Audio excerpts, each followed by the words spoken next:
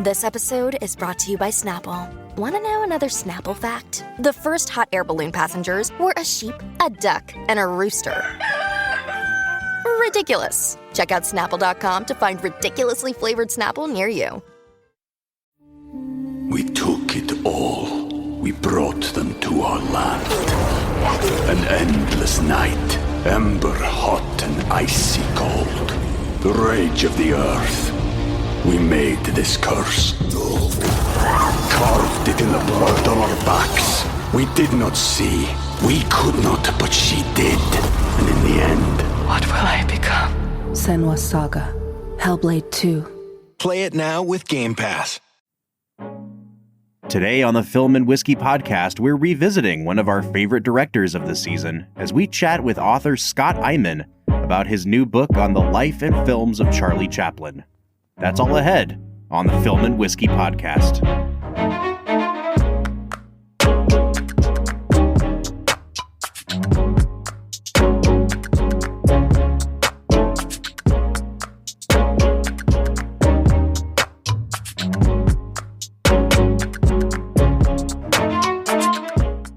Well, hey there, everybody. Welcome into the Film and Whiskey podcast. I'm Bob Book.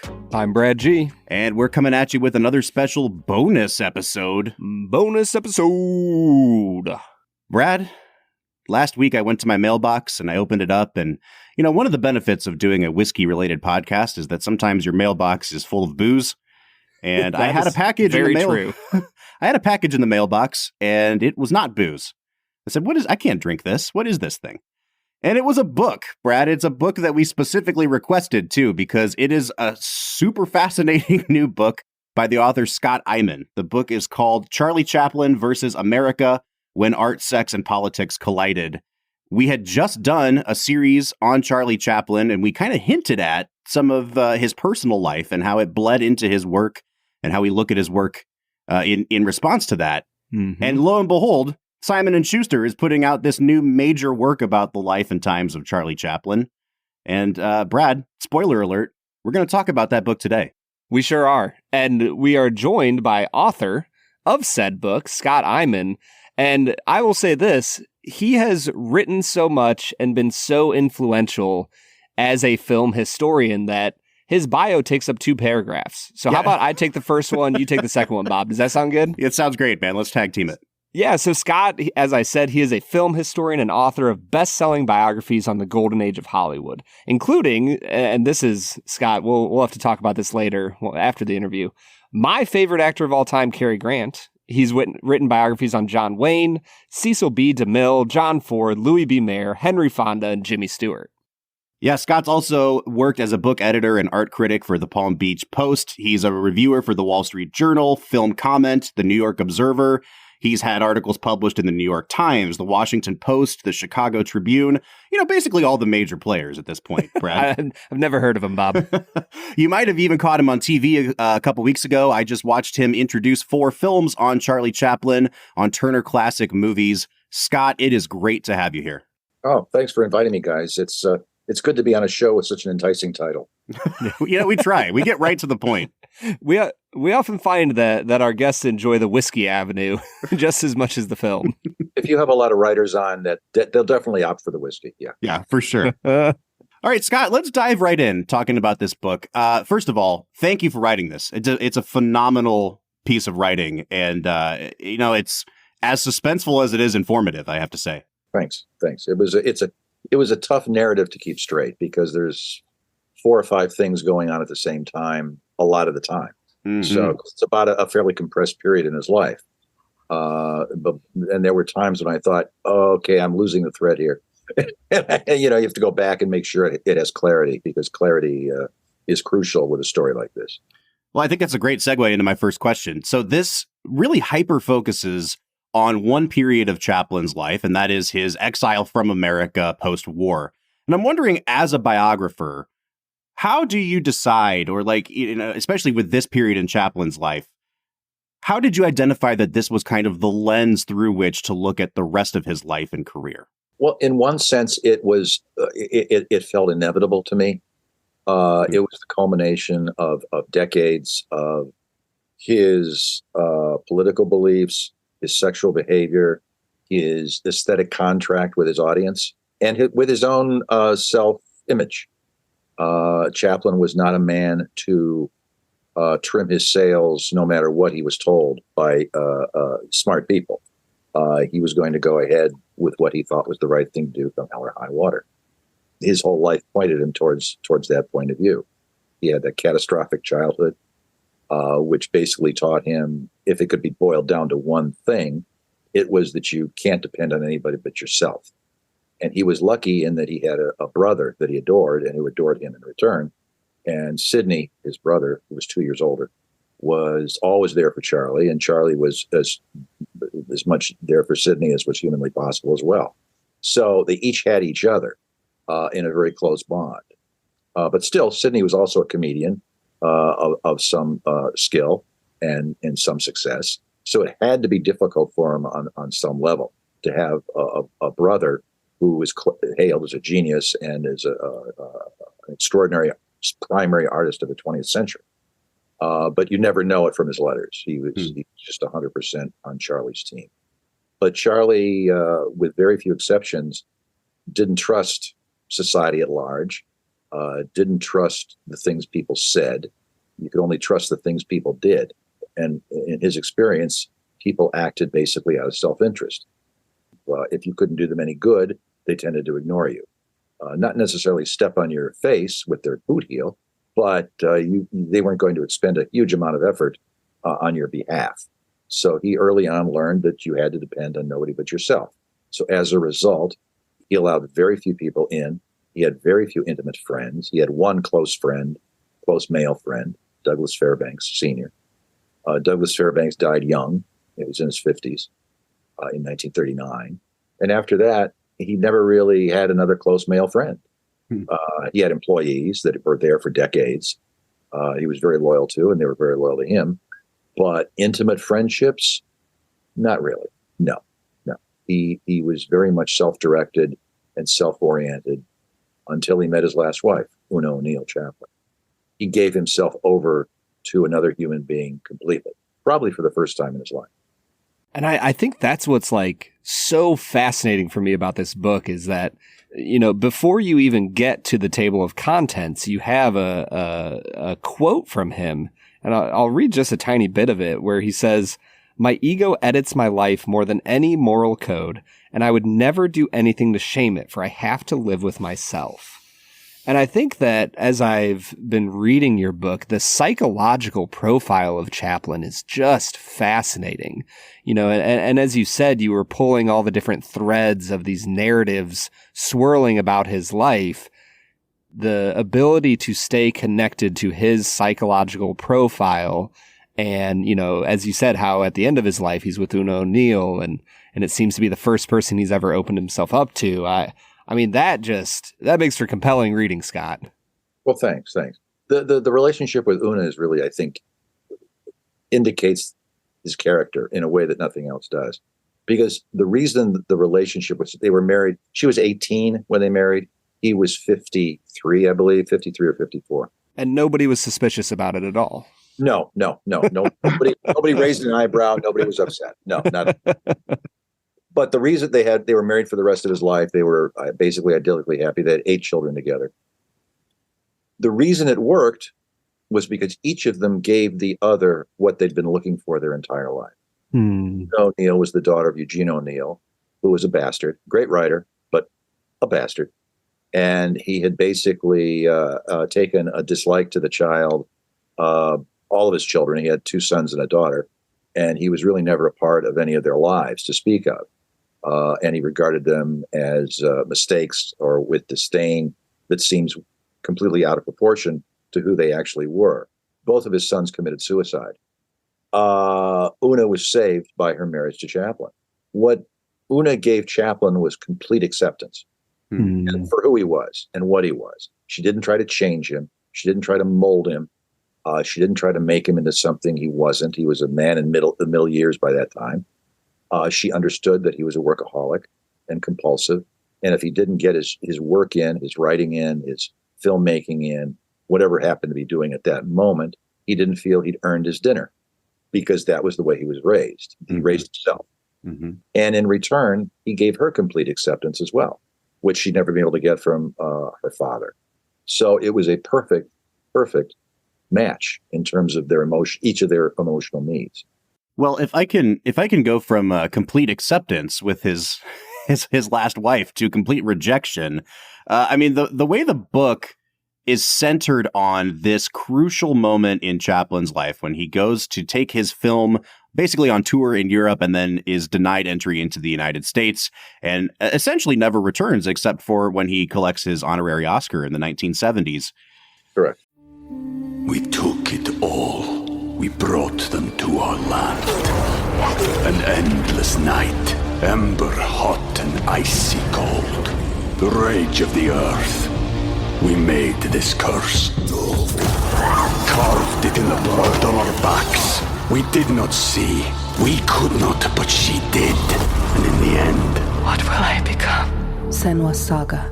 Hellblade 2. Play it now with Game Pass. Look, Bumble knows you're exhausted by dating. All the, must not take yourself too seriously, and 6'1" since that matters, and what do I even say other than, hey? Well, that's why they're introducing an all-new Bumble, with exciting features to make compatibility easier, starting the chat better, and dating safer. They've changed, so you don't have to. Download the new Bumble now. It seems that the tipping point, though, comes in the early 1940s. I believe it's 1942, you say in the book. Chaplin basically starts advocating for a second front in World War II, essentially to support Russia. And the FBI takes that as, I guess, the nail in the coffin to start investigating him. And they write a almost 2,000 page dossier on him. I'm wondering, what was it about that specific stance that tipped the FBI into investigating him? When there had been rumors for years, what was it about that public stance that became the tipping point? They'd opened a file on him in 1922 because he'd been attending some socialist meetings in Los Angeles.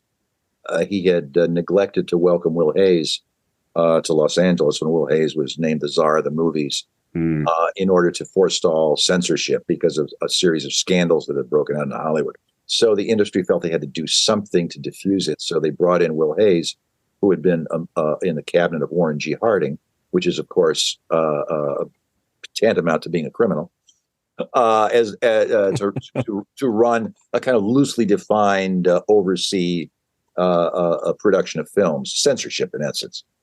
Chaplin had greeted this with a great deal of sardonic humor, which got the attention of what became the FBI, and they opened a file on him, and nothing really came of it. Things heated up in the late 1930s. There were some people that felt Modern Times was politically on the edge. I don't think it was. But people really started paying attention in the late 1930s when he began production on The Great Dictator. The film comes out in October of 1940 at a time when both the public and the Congress are isolationist by a considerable amount. There was no interest on the part of the American public or of the American government outside of the White House, Franklin Roosevelt, to get involved in either the problems of Europe or the problems of Jews of Europe. Chaplin felt otherwise.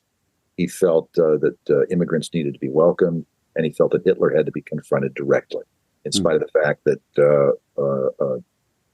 the Motion Picture Association didn't want the film made. The British Foreign Office didn't want the film made because at the time Neville Chamberlain was the prime minister, and he was trying to basically buy Hitler off and avoid World War II. So Chaplin went ahead and did what he always did, which is what he thought was the best thing to do. He financed the film personally, which he had been doing since 1918. All of his films were self-financed. That way, nobody could tell him what to do, and nobody could edit his films but him, and nobody could release his films in any way they wanted except him. So he financed the film himself, and it was a considerable critical and commercial success, in spite of everybody saying it was going to be a disaster. But by making the film, in spite of all the objections and all the resistance, Chaplin had branded himself as a premature anti-fascist. And there's nothing worse in American politics than being a premature anti-fascist. And at that point, the FBI started sniffing around. They started sniffing around, obviously so, about 18 months later, after Pearl Harbor, when Russia was now our ally in the fight against Hitler, and Chaplin began making speeches advocating the opening of a second front to aid our Russian allies in fighting fascism. Certainly within conservative movement in Congress and in the public at large, it was regarded as a non-starter because they simply didn't regard Russia as ever being able to be our ally. They could only be our enemy in waiting. And Chaplin argued that they may very well be our enemy in waiting, but at this moment in time, at this moment in history, they're our ally, and we have to make sure they don't lose. That really, and he began making a series of speeches advocating the opening of a second front, and the FBI began taking dictation. They began going to these speeches and noting what was said and noting who else was at the meetings. Sometimes they were left-wingers, sometimes they weren't. But they began surveilling them. And all this is, as I said, 1942, 1943. While all this is going on, he also gets embroiled in a paternity suit with a woman that he'd been having an affair with after the release of The Great Dictator. He got involved with a young woman named Joan Barry. She was 22 or 23. She had been the mistress of J. Paul Getty in Oklahoma before this. She thought it would be fun to be in the movies, got a letter of introduction, came to Los Angeles to meet people in the movie industry, got introduced to Chaplin. One thing led to another. They were together for about a year. They broke up. She came back some months later to LA and said she was pregnant. And he did the math and he realized that he couldn't be the father. She insisted he was the father. Then she went to Hedda Hopper. And at that point, the wheels of injustice began to grind. Because Hedda Hopper had a, how to put this delicately, a hard-on about Charlie Chaplin. Well, and just real quick, Hedda Hopper being probably the most famous gossip columnist in Right. Hollywood. Right. There's nobody remotely in that league now. But I mean, she was syndicated through the Los Angeles Times Syndicate to hundreds and hundreds of newspapers, everybody, daily column. Everybody read her. She was a former actress, a character actress, but she was saved by the Los Angeles Times, who had her start writing a column. And it turned out she was a good columnist. And she knew everybody in Hollywood, and she had an edge. And she was also extremely conservative. I call her the Madame Defarge of the Red Scare. So she disliked Chaplin on political grounds, and she disliked Chaplin on sexual grounds, because Hedda Hopper's backstory was very specific. She had been married to a man named DeWolf Hopper, who was a well-known vaudeville star in Rouen with 5 or 6 wives. And he was much older than her, and they'd married, and he dumped her, leaving her with a child and no visible means of support. But because of her own background, as well as her political beliefs, Chaplin checked all the boxes. And she went after him with a vengeance. And she enlisted other columnists who had similar political affiliations to go after him with a vengeance. So before you knew it, you had the Chicago Tribune syndicate filling their daily pages with anti-Chaplin columns and articles, the Los Angeles Times syndicate, the Hearst papers, 3 major newspaper chains at a time when newspapers were the way people got all their information. And people began to think, what about this Chaplin guy? He never became a citizen. And here he is saying we should be in bed with Russia. And here he is with all these young girls and so forth and so on. And then at that point, Chaplin married Una O'Neill, who was 18 and he was 53 or 54.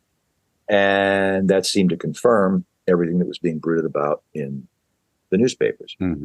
All these the dominoes began to fall. And the public at large, who had always basically gone wherever Charlie Chaplin led. But finally, the combination of his political beliefs, his lack of citizenship, and the paternity suit began to turn the public against him. And it didn't really change, even when he took a blood test, and the blood test proved that he was not the father of the child. he lost the case. He lost the paternity case. His appeals were denied, so he had to start paying child support for a child that wasn't his. And you can imagine how that made him feel. Yeah. Well, and it all culminates in, you go into great detail in the book, especially about Hopper petitioning Richard Nixon, who was on the, coming up in the political scene, about to run for vice president. And it culminates in Chaplin getting barred from entry into the U.S.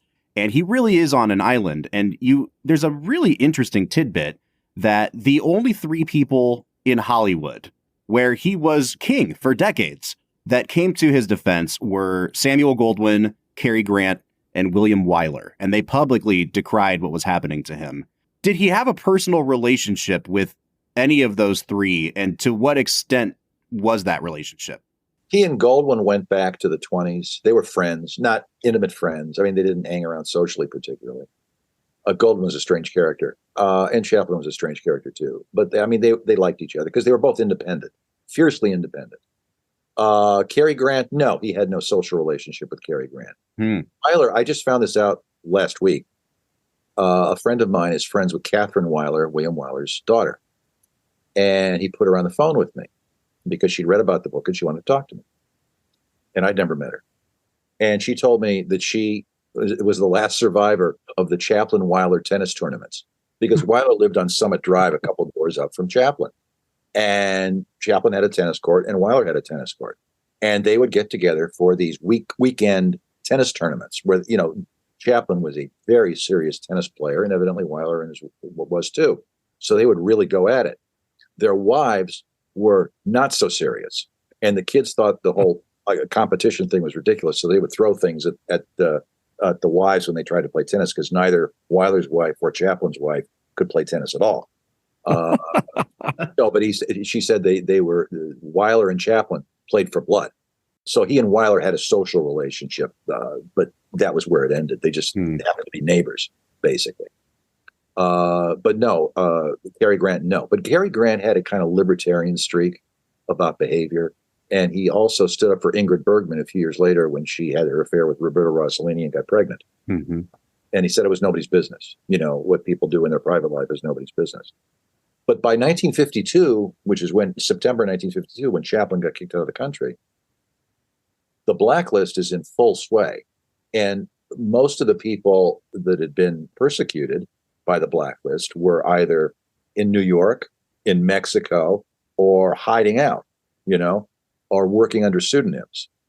They were out of the industry, effectively out of the industry. So everybody that was within the industry was not going to stand up and say, this is wrong, this is ridiculous, he's not a communist. They didn't want to be guilty of guilt by association, with someone who was obviously unpopular with the general public and extremely unpopular with probably 60% of the American public. Yeah, and as you look at his career then, the hindsight gives you certain benefits. Is there any certain poignance to some of his earlier works, knowing the exile and kind of pain that came along with that was ahead for him? Well, the tramp is always an outsider. The tramp's always an outsider. And it's not that it's interesting because I was watching Modern Times recently. And you guys remember the opening, the factory starts, it's people are streaming into the factory to go to work and the production line starts up and everybody's working frantically to keep up with the production line. And then we cut to the president of the company who's sitting at his desk working a jigsaw puzzle because he has nothing else to do. And it's very funny because I think that's a very apt way of characterizing reality. Because it's not that people are evil or, wearing iron boots to keep put on the throats of the working man. It's much less complicated than that. People are just interested in their own lives and they're only interested in other people up to a point. And after that point, they don't really care. Mm-hmm. And that's basically reality. That's basic reality. Mm-hmm. Yeah. And Chaplin's position as an outsider is rigorously maintained in his films, rigorously maintained. Yeah. He's always at the end of the film, whatever happens during the film, at the end of the film, he's almost always isolated and heading down the road or alone on some psychologically, emotionally, physically. And the ending of City Lights, where he stares at the girl and she recognizes him. What's going to happen next? And he ends it on the close-up, because there's no way to go beyond that recognition scene. It's one of the great endings in movies.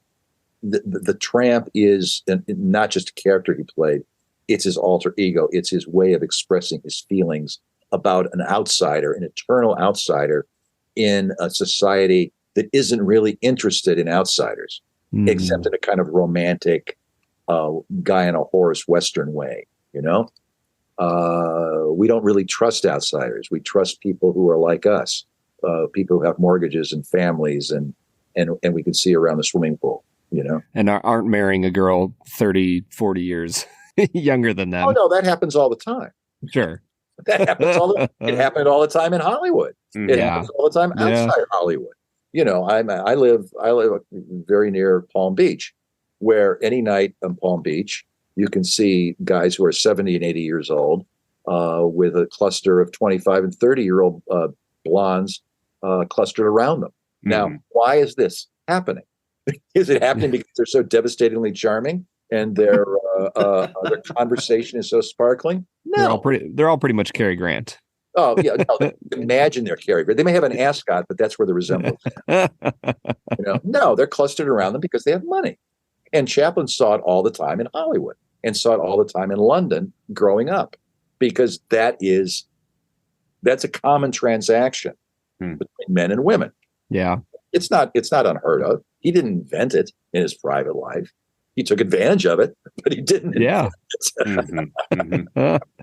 Well, and he might have been one of the few to actually find happiness in that. And, as you said at the start, it seems like he and Una O'Neill did find happiness. Yeah. Now, Scott, I'm curious, as somebody who knows more about Charlie Chaplin than I would wager, Bob, you can correct me if I'm wrong, I'd wager you know more about Charlie Chaplin than 99% of the human population. I think it's probably a fair assumption. Probably a fair assessment. What questions do you still have about his life? Like, a lot of times when we dig into something, we get answers, but the answers raise more questions than, we had to start with. So is there anything that you're still curious about that you're like, man, I want to know more about this part of his life or this relationship? Or is there anything that stuck out to you as I want to know more about his life? My favorite story in the book came from Groucho Marx. And Groucho saw it. They were friends in vaudeville before they went to the movies. And but they didn't socialize much because vaudevillians were in constant motion. They always occasionally work in the same bill with somebody you actually knew. Generally, you didn't. But one night in 1913, this is in September, I believe, 1913, they were both in Salt Lake City. Chaplin was leaving Salt Lake City because his show had closed, and the Marx Brothers were just coming in. And they had one night where they were both in Salt Lake City, and the Marx Brothers wanted to go to a whorehouse because they were the Marx Brothers. Mm-hmm. And Groucho invited Chaplin to go with him. That's a great line. They wanted to go to a whorehouse. Why? Because they were... That's incredible. So they invited Chaplin to go with them. So Chaplin had nothing else to do because his laundry had been done. So they go to the whorehouse. And the Marx Brothers pick out girls and they go in the back to do what you do. Chaplin was too shy to take a girl. Chaplin stayed in the lobby and played with the madam's dog all night until the Marx Brothers were through and came out. And then they all went back to the hotel. To me, that is so indicative of his crippling social shyness that never really left him, and how much fame enabled him to come out of his shell. Because when you're famous and when you're rich, you don't have to introduce yourself to people. People introduce themselves to you, and people come up to you, and women come up to you. And this guy who was so cripplingly shy that he could barely have a conversation with a girl, let alone a physical relationship with a girl. He has his choice, and his world changes. Not because he's any different as a human being, but because his opportunities are suddenly opened up because he's got a whole different world, a whole different lifestyle, because he becomes a star on a level that nobody had been before him, literally. There had never been a movie star like Chaplin before Chaplin. He invents what we think of as modern stardom, where nobody knows who you are in January of one year, and 18 months later, you're a multimillionaire. The money is rolling in so fast you can't count it, and everybody knows who you are. That's the kind of stardom he invented. What I would ask him is if I'm right in imagining that becoming famous was simultaneously liberating for him on a emotional level and on a sexual level, and also terrifying for him, because how could you possibly live up to that when inside you feel like this scared little child from London? Yeah, I think that's an incredible question. And it segues into what I wanted to finish with. And Scott, I wanted to tell you that part of what I love about this book is it does what all great biographies do. It's an incredible look into one man's unique personal lived experience, but it really taps into something I think much more universal than that. And in the case of Chaplin, it is this long history of the suppression of art and artists. And I wonder, if there is one main takeaway or one main lesson that you would like others to take away from the story of Chaplin and his involvement with the government. What did you learn in writing this book, and what are you hoping to impart to the readers here? What I learned in writing this book is that everything that's happening in America today has happened before. The government using its leverage to try to enforce behavior, not legalities. That's within government's purview, but behavior. It might regard as untoward, or speech it regards as untoward.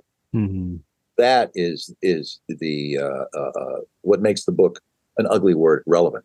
I think, in that it's 75 years have gone by, 70 years have gone by since the events the book is about, culminating in the events the book is about in 1952. But nothing's really changed, because everything that happened then is happening now. And I have no doubt that unless we're swamped by it this time, it will happen again in 20 years or 40 years or 70 years. Because I see this kind of incipient footsie dance with under the table with authoritarianism as like a staph infection in the American body politic. And no antibiotic seems to cure it.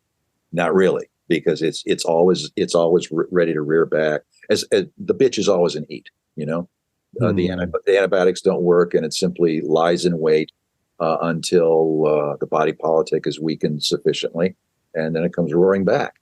And it came roaring back and obliterated Chaplin's career in America, and it's doing the same thing today. And I'm sure it's not going to go away anytime soon.